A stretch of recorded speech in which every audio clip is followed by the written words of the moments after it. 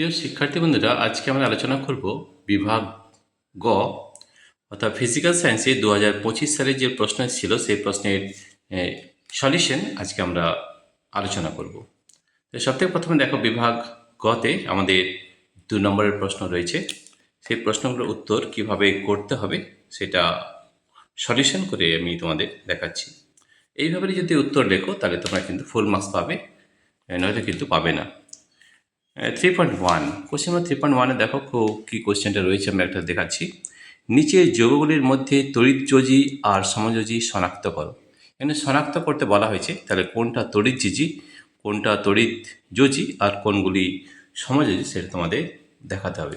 ঠিক আছে, এখানে দেখো আমরা যদি শনাক্ত করতে যাই তাহলে আমাদের এলআইএইচ আছে আর কেসিএল, এটা কিন্তু আমাদের তড়িৎযোজী। ঠিক আছে, আর সমযোজী কোনটা? সমযোজী হচ্ছে NH3 আর C2H6, এটা কিন্তু সমযোজী। এইভাবে আমাদের লিখতে হবে, অর্থাৎ তড়িৎযোজী হবে LiH KCl আর সমযোজী হবে NH3 C2H6। এইভাবে যদি তোমরা লেখো তাহলে তোমরা পুরোপুরি 2 মার্কস পেয়ে যাবে। ঠিক আছে, কোশ্চেন নম্বর 3.2 কোশ্চেন কী রয়েছে সেটা একটু দেখে নাও।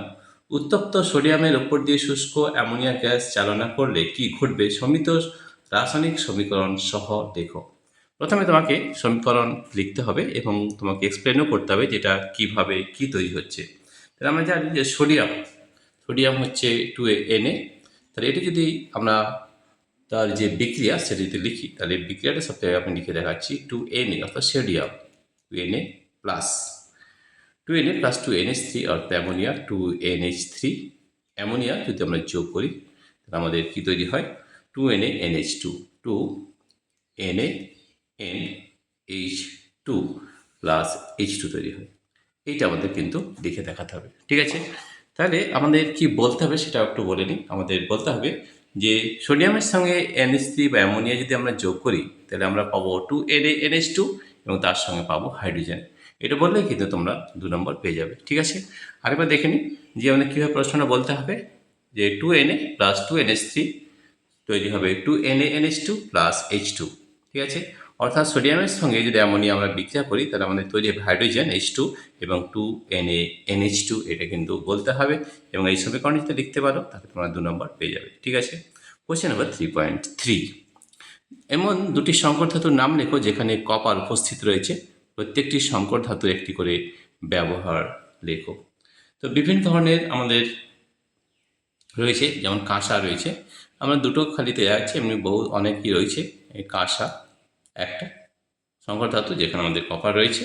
ঠিক আছে, আরেকটা হয়েছে আমাদের পিতল। ঠিক আছে, পিতল, এই দুটো আমরা দেখাচ্ছি। তোমরা আরও বই থেকে অন্যান্য আরও যে সংকর ধাতু রয়েছে সেগুলো কিন্তু জানতে পারবে। ঠিক আছে, এটা কী কাজে লাগে যে বা কী কী ব্যবহার হয় সেটা যদি আমরা বলতে পারি যে আমাদের এই সংকর ধাতুর কী কী ব্যবহার আছে, তাহলে ব্যবহার যদি আমরা বলতে চাই তাহলে আমরা ব্যবহার বলতে পারি যে এটা মূর্তি তৈরিতে এবং বাসনপত্র তৈরিতে কাজে লাগে কাঁসা এবং পিতল। ঠিক আছে, বা ঘণ্টা বানাতেও কিন্তু আমাদের এই পিতল কাজে লাগে। ঠিক আছে, এখানে অথবা একটা প্রশ্ন রয়েছে, তোমরা যে কোনো দুটো একটা প্রশ্ন করতে পারো। ঠিক আছে, যদি দুটোই করো এইটা বা এইটা, তাহলে তোমাদের দেখতে হবে যে তুমি কোন প্রশ্নটা ভালো জানো সেটা কিন্তু আগে করতে হবে। ঠিক আছে, কারণ হচ্ছে যে তোমরা যেটাতে বেশি ভালো লিখতে পারবে সেটাতেই কিন্তু বেশি নাম্বারটাই কিন্তু আমাদের ধরা হয় এবং যেটাতে কম নম্বর পাওয়া হয় সেটা কিন্তু ধরা হয় না। ঠিক আছে, অর্থাৎ যেমন ধরো তুমি এখানে 1 নম্বর পেয়েছো আর এটাতে তুমি 2 নম্বর পেয়েছো, তাহলে আমরা কিন্তু এই 2 নম্বর যেটা বেশি সেটাই কিন্তু কনসিডার করব, 1 নম্বর নয়। ঠিক আছে, তাহলে দেখো এরপরের মধ্যে খনিজ আকরিকের মধ্যে পার্থক্য বুঝিয়ে দেখো। এখানে খনিজ আকরিক মধ্যে আমাদের 2 নম্বর রয়েছে, তাহলে দুটো পয়েন্টের পার্থক্য কিন্তু আমাদের লিখতে হবে। ঠিক আছে, দুটো পয়েন্টের একটা তো খুব সহজেই আমরা জানি যে আমাদের যতগুলি আকরিক আছে সমস্ত আকরিক কিন্তু আমাদের খনিজ, কিন্তু সমস্ত খনিজ আকরিক নয়। এটা একটা পয়েন্ট লিখতেই পারো এবং তার সংজ্ঞা লিখতে পারো, একটা খনিজ আকরিকের সংজ্ঞা লিখতে পারো। আর 3 নম্বর হচ্ছে উদাহরণ দিলে খুবই ভালো হয়। আর তাছাড়া 3টে পয়েন্ট লিখলে খুব ভালো হয়। প্রথম লিখতে হবে খনিজ আকরিকের সংজ্ঞা। ঠিক আছে, 2 নম্বর তোমরা লিখতে পারো যে সব আকরিক খনিজ নয় এবং সব আকরিক সব আকরিকই খনিজ, কিন্তু সব খনিজ আকরিক নয় 2 নম্বর। এবং 3 নম্বরে তোমাদের একটা খনিজ এবং আকরিকের একটা উদাহরণ দিয়ে দেবে, তাহলে কিন্তু তোমরা ফুল মার্কস পেয়ে যাবে। ঠিক আছে। কোশ্চেন নাম্বার 3.4 এ কি রয়েছে দেখো, কিভাবে নিচের পরিবর্তনটি সম্পন্ন করা যায়। তাহলে আমাদের দেখো C2H2, C2H2 মানে কি, আমাদের দেখো এটা ইথিন রয়েছে, তো ইথিনের সঙ্গে যদি আমরা হাইড্রোজেন বিক্রিয়া করি প্লাস H2 হাইড্রোজেন, ঠিক আছে, হাইড্রোজেন যদি বিক্রিয়া করি তাহলে আমাদের টেম্পারেচারটা মেনটেন করতে হয়, সেটা 250 ডিগ্রি সেন্টিগ্রেড, 250 ডিগ্রি এটা লিখতে হবে। এবং তার সঙ্গে আমরা অনুঘটক ব্যবহার করি বা ক্যাটালিস্ট, এটা নিকেল হতে পারে Ni বা পিটি বা পিডি, পিটি প্যালাডিয়াম বা প্ল্যাটিনাম। ঠিক আছে, এই তিনটের মধ্যে যে কোনো একটা লিখলেই হবে, তিনটে লিখলে আরও ভালো। 250 ডিগ্রি সেন্টিগ্রেডে যদি এটা আমরা বিক্রিয়া করি তাহলে আমাদের হয় ইথিন থেকে তৈরি হয় ইথেন, এটা আমাদের লিখে দেখাতে হবে। এবং এটা একটু এক্সপ্লেনও করতে হবে যে আমরা ইথিনের সঙ্গে যদি হাইড্রোজেন বিক্রিয়া করি, তার সঙ্গে ক্যাটালিস্ট বা অনুঘটক যদি নিকেল, প্ল্যাটিনাম বা প্যালাডিয়াম থাকে, এবং সেটা যদি 250 ডিগ্রি সেন্টিগ্রেড মেনটেন করা হয়, তাহলে আমরা ইথেন পাবো। কি পাবো? ইথেন। তাহলে এখানে যদি এইভাবে তুমি এক্সপ্লেন করো, যদি ভালোভাবে বোঝাতে পারো, তাহলে কিন্তু 2 নম্বর পেয়ে যাবে, না হয় কিন্তু 1 নম্বর পাবে। ঠিক আছে। দুটি জৈব ভঙ্গুর বায়োডিগ্রেডেবল পলিমারের নাম লেখো। দেখো বায়োডিগ্রেডেবল পলিমারের নাম অনেকগুলো রয়েছে, তা আমরা দুটো করে দেখাচ্ছি শুধু। আমরা দেখছি প্রোটিন কিন্তু একটা আমাদের বায়োডিগ্রেডেবল পলিমার, প্রোটিন বা সেলুলোজ বলতে পারো, সেলুলোজ। ঠিক আছে, এগুলো কিন্তু আমাদের বায়োডিগ্রেডেবল হয়, সেলুলোজ। ঠিক আছে, বা আরও লিখতে পারো শর্করা হতে পারে, শর্করা, এগুলো কিন্তু আমাদের বায়োডিগ্রেডেবল পলিমার। তাহলে যে কোনো দুটো বলা হয়েছে, কারণ আমরা দেখো আমরা তিনটে দেখেছি, একটা হচ্ছে প্রোটিন, একটা হচ্ছে সেলুলোজ বা শর্করা। ঠিক আছে।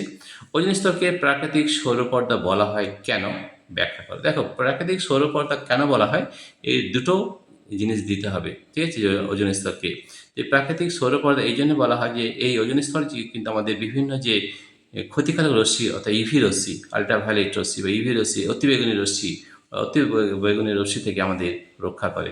মানে এই অতিবেগুনি রশ্মি যদি আমাদের পৃথিবীতে ঢুকে পড়ে, তাই অতিবেগুনি রশ্মি থেকে বিভিন্ন ধরনের রোগ হয়, যেমন ক্যান্সার হয়, ত্বকের ক্যান্সার হয়। এই ধরনের ক্যান্সার থেকে আমাদের, এই ধরনের রোগ থেকে আমাদের বাঁচিয়ে রাখে আমাদের ওজোন স্তর, সেই জন্য এটাকে আমাদের সৌরপর্দা বলে থাকি।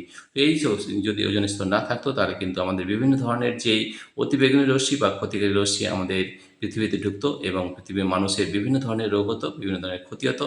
এই ক্ষতি থেকে আমাদের বাঁচিয়ে দেয় বলে এটাকে সৌরপর্দা বলা হয়। ঠিক আছে, এটা লিখলেই কিন্তু তোমরা 2 নম্বর পেয়ে যাবে। আরও একটু ভালো করে এক্সপ্লেন করতে পারো, তাহলে কিন্তু তোমরা 2 নম্বর কিন্তু পেয়ে যাবে। বিশ্ব উষ্ণায়ন ও গ্রিন হাউস এফেক্ট কীভাবে সম্পর্কযুক্ত, আমি আগেও বলেছিলাম। এই ধরনের যদি অথবা প্রশ্ন থাকে, তো তোমার যেটা ভালো জানা আছে সেইটা অবশ্যই করবে। ঠিক আছে, যদি তোমার ডাউট হয় যে এটা খুব একটা ভালো হলো না, তাহলে অন্যটা অবশ্যই অ্যাটেম্প করতে পারো, কিন্তু দেখে নেবে তোমার সময় আছে কিনা, তার উপর নির্ভর করছে। দেখো, যে আমি আগেও বলেছিলাম, এই ধরনের দুটো প্রশ্ন যদি থাকে, তাহলে তুমি যেই প্রশ্নের উত্তর ভালো নাম্বার পাবে সেই নাম্বারটা আমাদের ধরা হয়, কম নাম্বারটা ধরা হয় না। ঠিক আছে। বিশ্ব উষ্ণায়ন এবং গ্রিন হাউস এফেক্ট কীভাবে সম্পর্কযুক্ত, আমাদের খুবই সহজভাবে আমরা জানি যে গ্রিন হাউস এফেক্ট এবং বিশ্ব উষ্ণায়ন একে অপরের সাথে সম্পর্কযুক্ত। এখানে প্রথমে বিশ্ব উষ্ণায়নের একটা সংজ্ঞা দিতে হবে, গ্রিন হাউস এফেক্টে একটা সংজ্ঞা দিতে হবে, এবং তারা কীভাবে সম্পর্কযুক্ত রয়েছে সেটা একটু দেখাতে হবে। আমাদের যে গ্রিন হাউস গ্যাসগুলো রয়েছে, সিএফসি বা আমাদের মিথেন বা জলীয় বাষ্প, ঠিক আছে, এগুলো কী করে, এগুলো আমাদের গ্যাস, এই যে গ্যাস রয়েছে আমাদের যে সূর্যের যে উত্তাপ, সেই উত্তাপের যে তাপ, সেই তাপটাকে এরা ধরে নেয়। ঠিক আছে, ধরে নেওয়ার পরে কী হয়, আমাদের পৃথিবীর উষ্ণতা কিন্তু ধীরে ধীরে বাড়তে থাকে। এটাকে আমরা বিশ্ব উষ্ণায়ন বা গ্লোবাল ওয়ার্মিং বলে থাকি। এবং এই গ্রিন হাউস এফেক্টের জন্যই কিন্তু বিশ্ব উষ্ণায়ন হয়, সেটাও কিন্তু তোমাকে লিখতে হবে। অর্থাৎ গ্রিন হাউস গ্যাস যত বাড়বে, তত বিশ্ব উষ্ণায়ন তত কিন্তু বাড়বে। অর্থাৎ এটা কিন্তু ডাইরেক্টলি প্রপোর্শনাল বা সমানুপাতিক, একে অপরের সঙ্গে কিন্তু সমানুপাতিক। গ্রিন হাউস গ্যাস যদি আমরা কম করতে না পারি, তাহলে কিন্তু বিশ্ব উষ্ণায়ন কিন্তু প্রতি বছরই একটু একটু করে বেড়ে যাবে। এইভাবে খুব সুন্দর করে গুছিয়ে লিখতে হবে, তাহলে কিন্তু তোমরা 2 নম্বর পেয়ে যাবে। মেন হচ্ছে যে কী লিখতে হবে, বিশ্ব উষ্ণায়নের সংজ্ঞা লিখতে হবে, গ্রিন হাউস এফেক্টের সংজ্ঞা লিখতে হবে, এবং তারা কীভাবে একে অপরের সঙ্গে সম্পর্কযুক্ত রয়েছে সেটা তোমাদের একটু গুছিয়ে লিখলেই কিন্তু 2 নম্বর পেয়ে যাবে। ঠিক আছে, এইভাবে প্রশ্নের উত্তর যদি করো, তাহলে কিন্তু তোমরা ফুল মার্কস অবশ্যই পেয়ে যাবে। ঠিক আছে, এরপরের প্রশ্ন আমরা আলোচনা করছি কোশ্চেন নাম্বার 3.6। 3.6 কী রয়েছে আমরা একবার দেখি।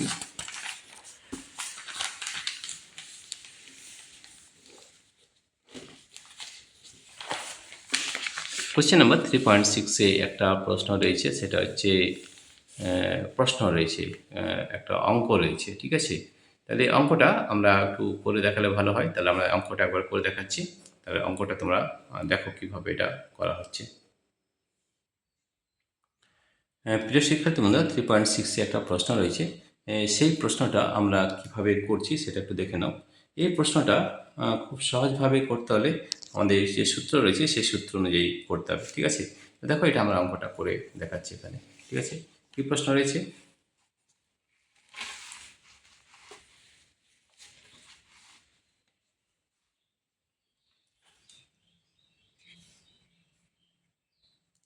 প্রশ্ন রয়েছে 76 সেন্টিমিটার পারদস্তম্ভের পারস্তম্ভ চাপে এবং 27 ডিগ্রি সেন্টিগ্রেড তাপমাত্রায় নির্দিষ্ট পরিমাণ গ্যাসের আয়তন 200 সিসি। যদি গ্যাসটির চাপ 38 সেন্টিমিটার পারদস্তম্ভ এবং তাপমাত্রা 127 ডিগ্রি সেন্টিগ্রেডে পরিবর্তিত হয়, তো গ্যাসটির আয়তন নির্ধারণ করো। এখানে সবথেকে যেটা জানতে হবে যে আমাদের কী কী দেওয়া আছে সেটা যদি আমরা লিখে নিই তাহলে কিন্তু আমরা খুব সহজেই এটা করতে পারবো, ঠিক আছে? তাহলে আমরা সবথেকে আগে লিখব P1। P1 কত? 76 centimetre. P1 76 centimetre, 70 centimetre of Hg, পারদ স্তম্ভের চাপ। এইচজি মানে হচ্ছে পারদ, ঠিক আছে? তোমরা দেখো এটা আমরা কীভাবে করছি। টেম্পারেচার 27 আছে, 27 ডিগ্রি সেন্টিগ্রেড। এটাকে আমরা যদি কেলভিনে করি তাহলে 273 যোগ হয়, ঠিক আছে? তো 273 যদি আমরা যোগ করি তাহলে আমরা কত পাচ্ছি দেখে নাও। আমরা পাচ্ছি 0 300 তাহলে এটা আমরা পেলাম 300, ঠিক আছে? V1 কত দেওয়া রয়েছে আমরা দেখে নিই, এবং V1 রয়েছে আমাদের, V1 রয়েছে 200 সিসি, 200 সিসি, ঠিক আছে? এরপরে আমাদের P2 কত রয়েছে সেটাও কিন্তু আমরা দেখে নেব। P2 গ্যাসটির চাপ রয়েছে এখানে। P1 পেয়ে গেলাম। P2 পেয়েছি আমরা। P2 38 centimetre, 38 centimetre of Hg, ঠিক আছে? আর T2 কত হচ্ছে? T2 হচ্ছে 127, তাকে আমরা 273 যোগ করে করব, কেলভিনে করে নেব, ঠিক আছে? এটা হচ্ছে কেলভিন। তাহলে 273 এর সঙ্গে আমরা 127 যোগ করেছি। তাহলে এটা কেলভিনে যদি করা হয় তাহলে আমাদের কথা হচ্ছে 7 3 হাতে এখানে 0, 7 8 9 হাতে 0, 2 3 4, 400 কেলভিন, 400 কেলভিন, ঠিক আছে? আমরা জানি যে আমাদের সূত্র যেটা লাগবে সেটা হচ্ছে P1 by T1, P1 by T1 is equal to P2 by T2, P2 by T2। এই সূত্রটা লিখতে হবে, এবং লেখার পরে আমরা যদি মানগুলো বসিয়ে দিই তাহলে খুব সহজেই কিন্তু এর উত্তর বেরিয়ে যাবে। তাহলে তোমরা দেখো আমাদের কী কী দেওয়া আছে। P1 লিখলাম, V1 লিখলাম, T1 লিখলাম, P2 T2 লিখলাম। তাহলে আমাদের বের করতে হবে V2। তাহলে আমাদের V2টা আমরা এই সূত্র দিয়ে বার করবো। P1 by T1 equal to V2 by T2, ঠিক আছে? তাহলে V2 পেলাম, বারবার করছি। তাহলে V2 ইজ ইকুয়াল টু হবে, দেখো এই অঙ্কটা করে দেখাচ্ছি। V2 ইজ ইকুয়াল টু হবে, দেখো V2 বের করছি।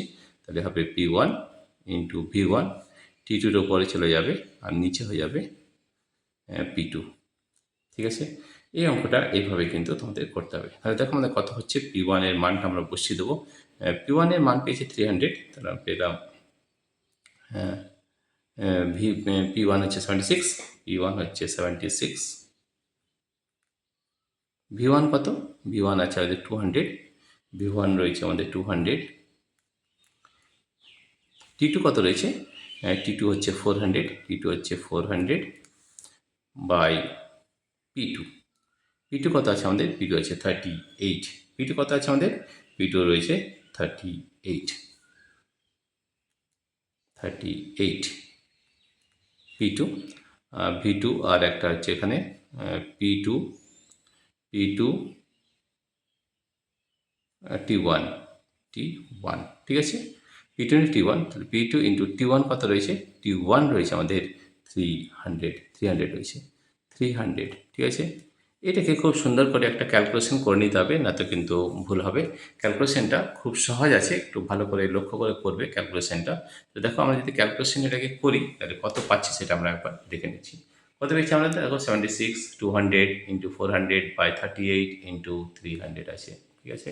তো সব থেকে আগে এই জিরোগুলো ক্যান্সেল করে দিচ্ছি। এই জিরো ক্যান্সেল, এই জিরো ক্যান্সেল হয়ে গেল, ঠিক আছে? 3 আছে, আর যাবে না। 38, 38 এর 2 দিয়ে চলে যাচ্ছে, দেখো 2, ঠিক আছে? 38 ইন্টু 2 তার 76 হয়, ঠিক আছে? এই 2 দুগুণে 4, 4 4 16, তাহলে 1600 বাই 3, 1600 বাই 3, ঠিক আছে। আয়তন বলেছে, তাহলে আমাদের সিসিতে উত্তর হবে অবশ্যই সিসি। 1600কে আমরা 3 দিয়ে ভাগ করে যে উত্তরটা পাবো সেটাই কিন্তু আমাদের উত্তর হবে। আমরা একটু ভাগ করে দেখে নিচ্ছি। 1600/3, তাহলে 3 5 15 মাইনাস 1 0, 3 3 9, 1 0, 3 3 9, 1 দশমিক করে নিই 0, 3 3 9, 1 দশমিক আছে 0 0, আবার 3 3 9, মোটামুটি এটা আমাদের 9 হয়েছে। এইটা আমাদের হবে 533.33, এটা আমাদের উত্তর হবে। ঠিক আছে, তো দেখো আমরা 1600/3 সিসি পেয়েছি। সেটা যদি আমরা ক্যালকুলেশন করি তাহলে আমাদের মোটামুটি হয়ে যাচ্ছে 533.3 সিসি। ঠিক আছে, এটা আমাদের উত্তর হয়েছে V2। তাহলে আমাদের প্রশ্নের যে উত্তর রয়েছে, প্রশ্ন রয়েছে আমাদের কি প্রশ্ন রয়েছে 3.7-এ, যে তবে গ্যাসটির আয়তন নির্ধারণ করো। তাহলে আমাদের লিখবো যে গ্যাসটির আয়তন হবে 533.33 সিসি। এটা যারা করেছো তারা কিন্তু পুরো ফুল মার্কস পেয়েছো, এবং এগুলো কিন্তু মেনশন করতে হবে যে P1 কত, T1 কত, V1 কত, P2 কত, P2 কত এবং T2 কত, এগুলো লিখবে এবং তার সঙ্গে ফর্মুলাটা অবশ্যই লিখবে। ঠিক আছে, ফর্মুলা P1 V1/T1, এগুলো P2 V2/T2। এখান থেকে আমরা V2 বের করেছি, উত্তর হবে 533.33 সিসি। এটা উত্তর হবে 3.6। এটা যারা করেছো তারা কিন্তু ফুল মার্কস অর্থাৎ +3 নাম্বার এখানে পেয়ে যাবে। ঠিক আছে, এবারে অনেকে কী হয়, অনেকে ক্যালকুলেশন ভুল করে, তার জন্য কিন্তু নাম্বার কাটা যাবে। তোমরা যদি শুধু সূত্র লেখো, এই সূত্রটা যদি লিখে অন্য অঙ্ক করতে না পারো তাহলে কিন্তু +1 পেয়ে যাবে, 1 নম্বর পেয়ে যাবে। যদি সূত্র লেখার জন্য কিন্তু 1 নম্বর দেওয়া হয় অনেক সময়। ঠিক আছে, এটা হয়ে গেল 3.6। এরপরে আরেকটা প্রশ্ন রয়েছে অথবা। ঠিক আছে, তাহলে অথবার যে প্রশ্ন রয়েছে সেটাও আমরা একবার করে দেখাচ্ছি। অথবা যে রয়েছে সেটা যে 227 ডিগ্রি সেন্টিগ্রেড তাপমাত্রায় এই 83.14 সেমি পারদস্তম্ভের চাপে 14 গ্রাম নাইট্রোজেন গ্যাসের আয়তন নির্ণয় করো। ঠিক আছে, আর এর মান দেওয়া রয়েছে 8.314 জুল পার মোল পার কেলভিন। এখানে একটা জিনিস মনে রাখতে হবে, এটা কিন্তু সিজিএস পদ্ধতিতে দেওয়া রয়েছে আর এর মান, সেটা কিন্তু আমাদের একটু চেঞ্জ করতে হবে। ঠিক আছে, ঠিক আছে, তো দেখো আমাদের এখানে কোন ফর্মুলাটা আসবে, এখানে আসবে পিভি = এনআরটি। এটা এই ফর্মুলাটা আমরা করবো। ঠিক আছে, 3.6-এর অর আমরা করে নিচ্ছি এখন। 3.6-এর অরের অঙ্কটা করব। ঠিক আছে, 27 ডিগ্রি সেন্টিগ্রেড, তাহলে আমাদের তাপমাত্রা দেওয়া রয়েছে 227 ডিগ্রি সেন্টিগ্রেড, অর্থাৎ টেম্পারেচার আমাদের দেওয়া রয়েছে। তাহলে টেম্পারেচারটা আমরা এখানে লিখে নিচ্ছি। দেখো এই প্রশ্নটা আমরা করছি, প্রশ্ন নম্বর 3.6। 3.6-এ কী রয়েছে একবার দেখে নিই আরেকবার। 3.6-এর প্রশ্ন রয়েছে 3.6-এর অর। ঠিক আছে,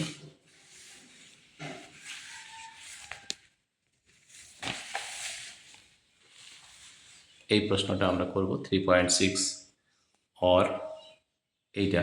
ঠিক আছে, 227 ডিগ্রি সেন্টিগ্রেড তাপমাত্রা এবং 83.14 সেমি পারদস্তম্ভ চাপে 14 গ্রাম নাইট্রোজেন গ্যাসের আয়তন নির্ণয় করো। R = 8.314 জুল পার মোল পার কেলভিন। ঠিক আছে, এইটা আমাদের নির্ণয় করতে হবে। দেখো আমরা 3.6-এর অ্যান্সার আমরা করছি 3.6। ঠিক আছে, তাহলে আমাদের কি কি দেওয়া রয়েছে সেটা আমরা আগে একটু লিখে নেব। ঠিক আছে, এটা আমাদের কোন ফর্মুলা অ্যাপ্লাই হবে, পিপি = এনআরটি। এই ফর্মুলা অ্যাপ্লাই করলে কিন্তু অঙ্কটা করা যাবে। তাহলে দেখো আমরা অঙ্কটা করার চেষ্টা করি, তোমরা দেখে নাও কীভাবে অঙ্কটা করা যেতে পারে। ঠিক আছে, তাহলে আমাদের কী কী দেওয়া রয়েছে সেটাকে লিখে নেব। কী দেওয়া রয়েছে, প্রেসার দেওয়া রয়েছে পি, টেম্পারেচার দেওয়া রয়েছে, টেম্পারেচার দেওয়া রয়েছে 227, তাকে আমরা 273 দিয়ে যোগ করে নেব কেলভিন। কত কেলভিন হচ্ছে 227 প্লাস 273, 7 3 10, 7 1 0, 227, 7 1 8 9 10 0, 500। ঠিক আছে, এটা হয়ে গেল আমাদের 500K। ঠিক আছে, আমরা টেম্পারেচারটাকে মেনটেন করলাম, যেটা হচ্ছে আমাদের 500K হয়ে গেল। ঠিক আছে, এরপর আর কি দেওয়া রয়েছে,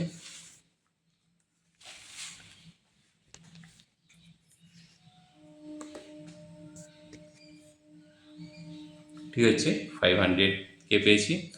আর কি দেওয়া রয়েছে আমাদের পিভি = NRT, এটা আমরা ভ্যালুটা পুট করবো। ঠিক আছে, এনটা কত হচ্ছে দেখে নাও, এন হচ্ছে মোল, কত মোল রয়েছে? মোল রয়েছে আমাদের কি রয়েছে সেটা একটু দেখে নিই। নাইট্রোজেন রয়েছে 14 গ্রাম। নাইট্রোজেন আমাদের কত হয়? সে নাইট্রোজেনের 714 হয়, ঠিক আছে। N2 অর্থাৎ আমাদের 28 গ্রাম, 2 ইন্টু 14 অর্থাৎ 28 গ্রাম হচ্ছে 28 গ্রাম, ঠিক আছে, 28 গ্রাম। তাহলে 28 গ্রাম এবং আমাদের এনটা এখানে সবথেকে প্রথমে বের করে নেব। N equal to W by M হয়। এন ইজ ইকুয়াল টু হয় N equal to W by M, ঠিক আছে। এটা আমরা জানি এন ডাব্লিউ বাই এম, ঠিক আছে। ডাব্লিউটা কত দিয়েছে? 14 গ্রাম দিয়েছে, 14। আর মলিকুলার ওয়েট কত হয় আমাদের নাইট্রোজেনের? 28, ঠিক আছে। এমটা 28, তাহলে 14 মানে 14 টু যে 20 হাফ হচ্ছে। এন হচ্ছে হাফ মোল এমওএডি 1/2 মোল। তো 1/2 মোল যদি হয় তাহলে পিভি ইকুয়াল টু এনআরটি, এই সূত্রটা আমরা এখানে বসাবো, ঠিক আছে। তাহলে PV is equal to N R T, এই সূত্রটা আমরা এখানে বসাবো। পি সমান কী হয়? পি সমান হয় এইচ ইন্টু ডি ইন্টু জি। এইচ মানে হাইট, ডি মানে ডেন্সিটি এবং জি মানে হচ্ছে অভিকর্ষীয় ত্বরণ। দেখো হাইটটা কত দেওয়া রয়েছে, দেখো হ্যাঁ পি সমান এইচ ডিজি, আমরা এই ফ্যাক্টরটা বসাবো।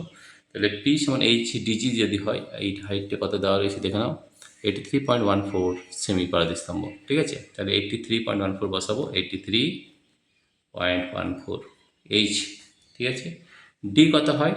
ডি হয় আমাদের ডেন্সিটি অফ পারদের ডেন্সিটি হয় 13.6, তাহলে আমরা এখানে বসাবো 13.6 ইন্টু জি। অভিকর্ষীয় ত্বরণ হয় 980, 980 ইন্টু ভিটা আমাদের বের করতে হবে।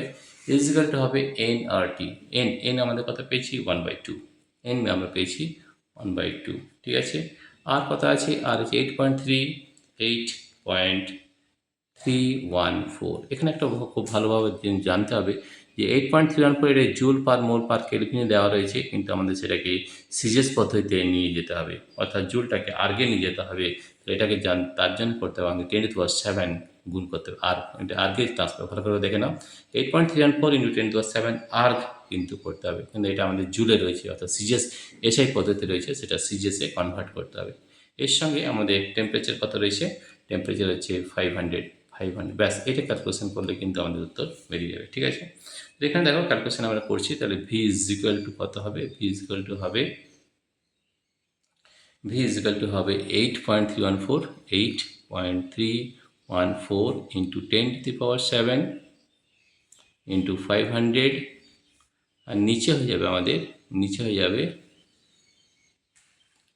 2টা রয়েছে আমাদের 2 ইন্টু 83.14 ইন্টু 13.6 ইন্টু 980। এইটা ক্যালকুলেশন করলে কিন্তু আমাদের উত্তর পেয়ে যাবো, ঠিক আছে। তাহলে কত হচ্ছে আমরা একটু দেখে নিই কত হচ্ছে। তাহলে 10⁻7, এখানে একটু দেখে নাও, 8.314 আর 83.14 এটা কিন্তু ক্যান্সেল হবে, ঠিক আছে। তাহলে কত হচ্ছে আমরা একটু দেখে নিই।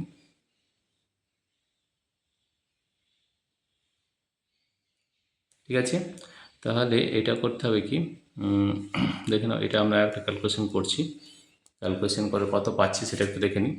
8.314 আর এই যে এখানে রয়েছে, তাহলে 8.314 বাই 83.14, ঠিক আছে।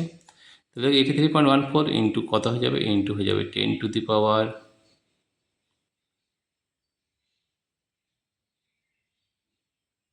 এটাকে আমি পয়েন্টগুলো যদি সরিয়ে দিই, তাহলে দেখো এখানে হবে 8.314, এটা হয়ে যাবে 8314 বাই 1000 গুণিত, এটা হবে উপরে হবে 100 আর এটা হবে 8314, ক্যান্সেল হয়ে যাচ্ছে এটা, তাহলে এই দুটো ক্যান্সেল, বাই 10, 1/10, তাহলে নিচে 10 থাকছে একটা, ঠিক আছে। তাহলে 10 যদি থাকে তাহলে আমাদের কথা হচ্ছে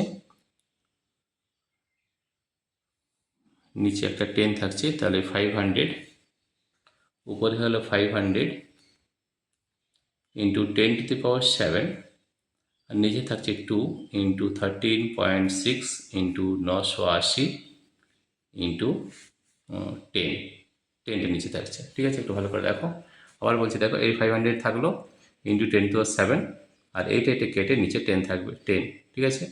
তাহলে দেখো এখানে আমরা কোন কোন ক্যান্সেল, এই জিরোটা আর এই জিরোটা ক্যান্সেল করতে পারি, আর এই জিরো ক্যান্সেল করতে পারি, ঠিক আছে। তাহলে আমাদের কত হলো 5 ইন্টু 10⁻7 বাই কত হচ্ছে 2 ইন্টু 13.6, 2 ইন্টু 13.6 ইন্টু আমরা পেলাম 98, ঠিক আছে। তো এটাকে যদি আমরা ক্যালকুলেশন করি বা এটা যদি 5 দিয়ে ভাগ করি, তাহলে আমরা নিয়ারলি পাবো 1 এটা তোমরা করে দেখবে 1.875 ইন্টু 10⁻4 সিসি, এটা আমাদের উত্তর হবে, ঠিক আছে। ঠিক আছে, এরপর এই সিসি আমরা যদি লিটারে কনভার্ট করি তাহলে উত্তর হবে আমাদের 18.75 লিটার, এটা আমাদের উত্তর হবে লিটারে যদি আমরা করি, ঠিক আছে। তাহলে 18.75 লিটার এটা উত্তর হবে, কিংবা লিখতে পারো 1.875 ইন্টু 10⁻4 সিসি কিউবিক সেন্টিমিটার, ঠিক আছে। তাহলে কিউবিক সেন্টিমিটারকে আমরা লিটার চেঞ্জ করে দিলাম, 18.75 লিটার, এটাই আমাদের উত্তর হবে। তোমরা যদি এই উত্তরটা করে থাকো তাহলে অবশ্যই তোমরা এই যে 2 নম্বর রয়েছে সেটা কিন্তু পেয়ে যাবে, ঠিক আছে। তাহলে এটা আমরা করলাম 3.6, ঠিক আছে। এরপরে আরও যে প্রশ্ন রয়েছে সেগুলোও কিন্তু আমরা করব, 3.7 রয়েছে, ঠিক আছে। তাহলে দেখো এটার উত্তর হবে আমাদের 1.875 ইন্টু 4 সিসি, 18.75 লিটার। আর লিটারে করতে পারো বা সিসিতে, যে কোনো একটাতে উত্তর করলে কিন্তু ফুল মার্কস পাওয়া যাবে, ঠিক আছে। তাহলে এরপর দেখো, এরপর আমরা চলে যাবো 3.7-এ কী রয়েছে সেটা দেখো। দুটো আমরা অঙ্ক করলাম, এরপর যাবো 3.7 কী রয়েছে আমরা দেখে নিই। 3.7 অবতল লেন্স দ্বারা প্রতিবিম্ব গঠন প্রক্রিয়াটি উপযুক্ত রেখাচিত্র অঙ্কন করে ব্যাখ্যা করো, বা আকাশকে নীল দেখায় কেন একটি চিত্র সহ ব্যাখ্যা করো। এখানে একটা চিত্র দিতে পারো, যেটা আমাদের বিচ্ছুরণে যে চিত্র রয়েছে প্রিজমের মধ্যে সেটা কিন্তু তোমরা দিতে পারো। আকাশকে নীল দেখায় কেন, আকাশকে নীল দেখায় কেন আমাদের র্যালের যে সূত্র রয়েছে আই সমানুপাতিক 1/λ⁴, এই ফর্মুলাটি কিন্তু লিখতে হবে। এই ফর্মুলা লিখলেই কিন্তু তোমরা নাম্বার পাবে, ঠিক আছে। এটার জন্য এই ফর্মুলা যদি 1 নম্বর, এবং তোমরা যদি ডেসক্রিপশনে দিয়ে যাও যে আকাশকে নীল দেখায়, কারণ আমরা জানি যে আমাদের যে 7টি রঙ রয়েছে সেটা হচ্ছে বেনিয়া সহপালা, তার মধ্যে সবচেয়ে নিচে রয়েছে বেগুনি ও নীল। তাহলে বেগুনি নীলে দেখো, বেগুনি নীলের কিন্তু আমাদের যে ল্যামডা, আমাদের যে তরঙ্গ দৈর্ঘ্য সবচেয়ে কম হয় বেগুনি এবং নীলের। তরঙ্গ দৈর্ঘ্য যত কম হবে তত বিক্ষেপণ বেশি হবে, স্ক্যাটারিং বেশি হবে। যত বিক্ষেপণ বেশি হবে তাহলে বেগুনি এবং নীল দুটোই কিন্তু বিক্ষেপণ বেশি হচ্ছে। আমাদের চোখ হচ্ছে সংবেদনশীল সবচেয়ে বেশি হচ্ছে নীলের প্রতি, সেই জন্য আমরা আকাশকে নীল দেখি।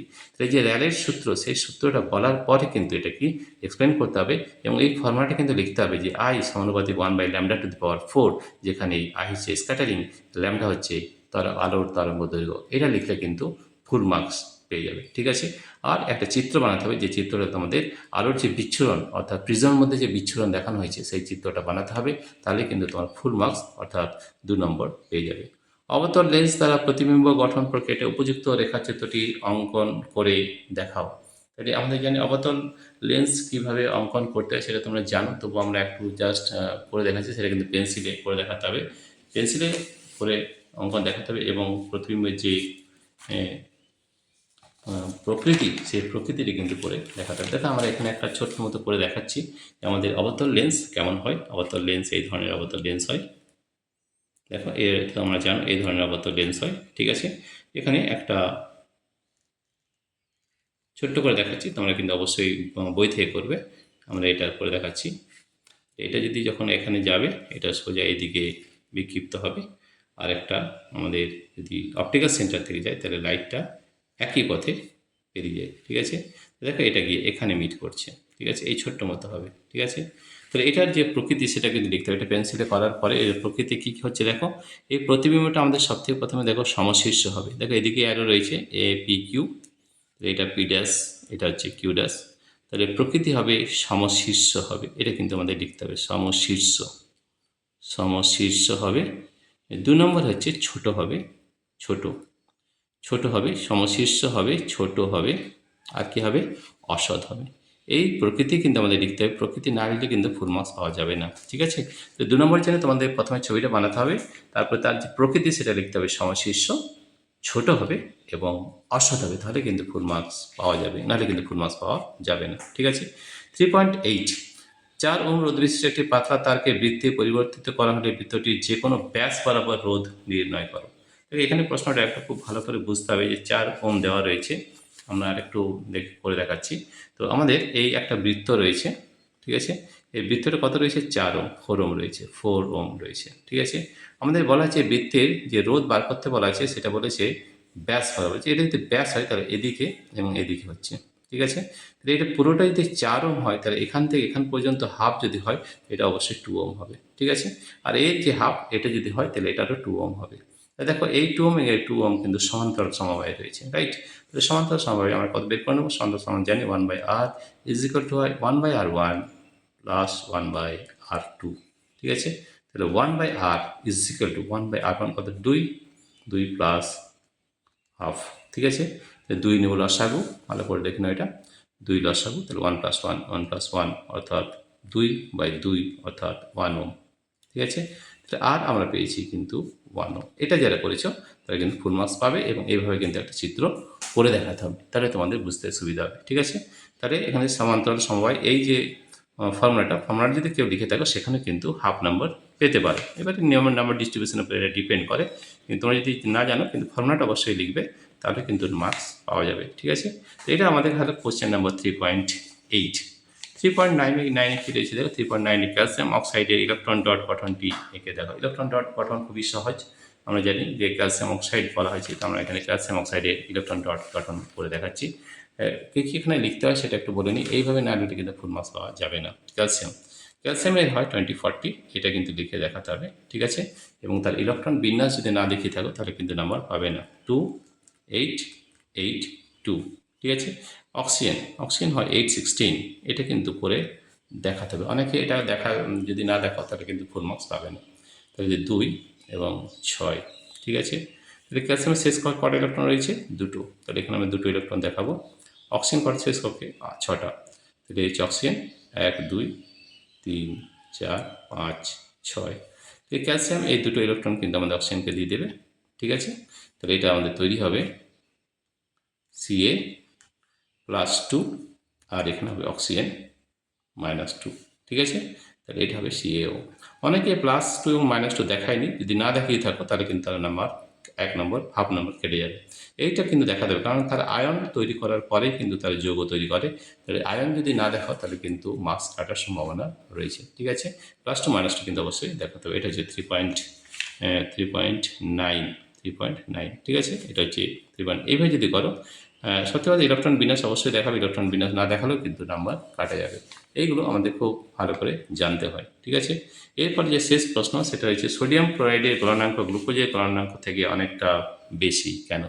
দেখো এটা আমরা বলে দিচ্ছি, তোমরা বই থেকেও একবার দেখে নেবে। আমাদের প্রথমে দেখে নাও যে সোডিয়াম ক্লোরাইড বা